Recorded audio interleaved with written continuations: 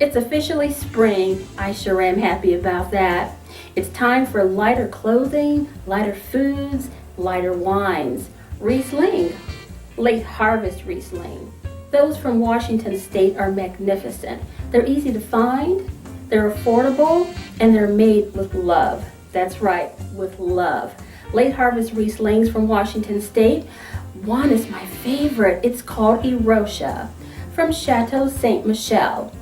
The name doesn't appear as though it would be pronounced that way, but it is. I actually spoke to their marketing director a few months ago about their products. It's pronounced Erosia. It's a late harvest Riesling. That means that after the Riesling grapes were ripe, they were still allowed to sit on the vine for just a little bit longer. It intensified their sweetness. Now keep in mind, this is not an ice wine by any imagination. It's just slightly sweet.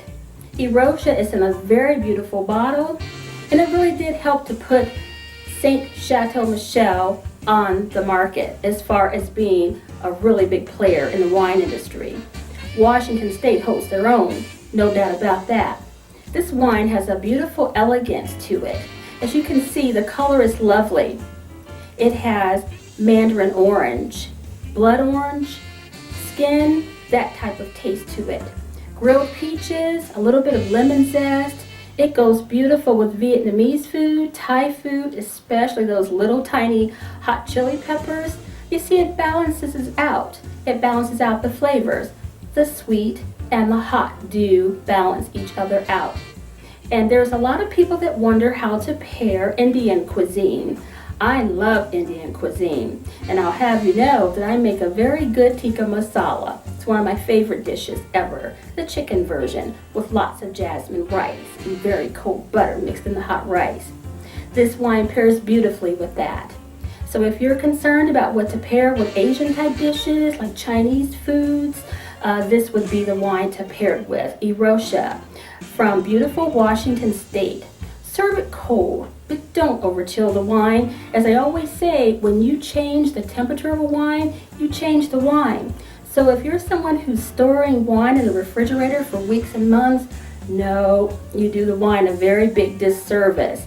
The refrigerator, a home version in your kitchen, is just too cold. It's too dry, and it does damage the wine. It's fine for a couple of days, maybe even up to a week. But storing a wine in a refrigerator, a home version, it just isn't a good idea.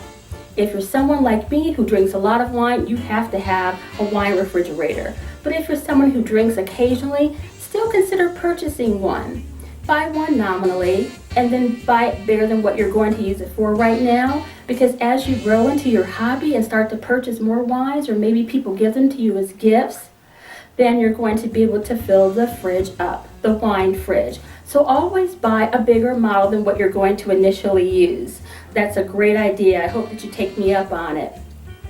There's another late harvest Riesling that I love. It's called Kung Fu Girl. I get a kick out of it, excuse the pun. It's from Charles Smith in beautiful Washington State.